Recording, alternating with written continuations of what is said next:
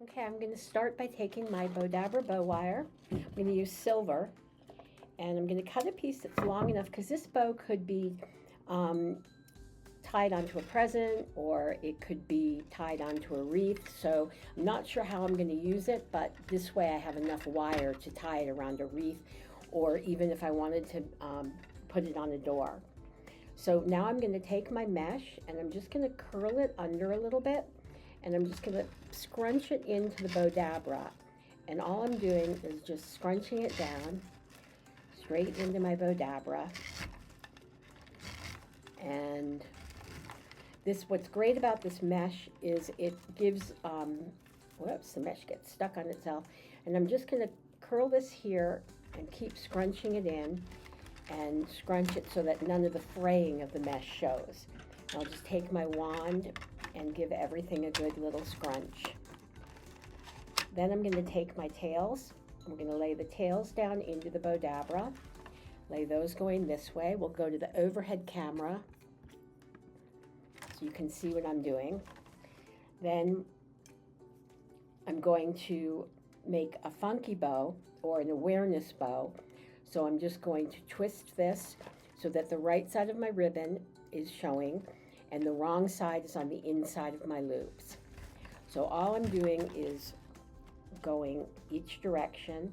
So I'm going to make another awareness ribbon. So I'm going to twist it, bring it back around. So I have my loops going in opposite directions. And we're going to do another funky or awareness bow. And I think this is the same on both sides, so it doesn't really matter. So I'm just going to twist it and make these loops the same size as my other loops. And bring that down there. And I'm going to twist it.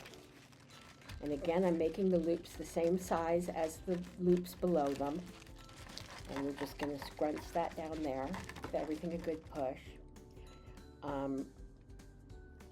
Now, if you want to know how much of each ribbon we're using, definitely check the description box below, and that will give you all of the instructions of what we used in this bow and how much ribbon we used for all of our loops.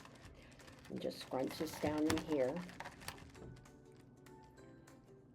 And now we're going to end with a shoelace bow. So to make my shoelace bow, I'm just going to fold this in half and take this here and just scrunch that down. And again, I'm going to make the loops the same size as all my other loops. Bring this back over here and bring this back over here. So the loops are the same size as the loops below. And then I'm going to just put in my flower. It's just a little pick that we had. And give everything a good scrunch. Take my Bowdabra bow wire, pull it up, pull it through the slip knot, pull it tight while it's still in my Bowdabra, pull it out. I'm going to separate my ends and bring it around to the back and tie a knot,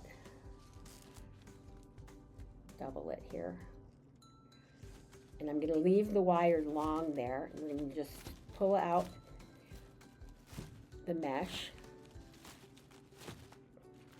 and flip it back over.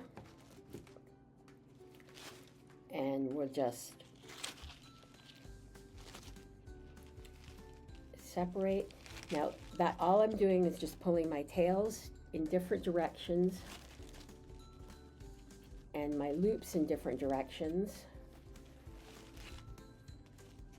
The tails up here.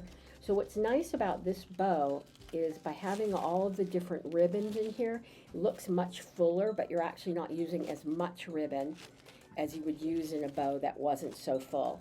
Bring my two tails down here and bring these out there. And we finish up with this beautiful bow that would be gorgeous on a spring wreath. So thanks so much for watching, and we'll see you in the next video.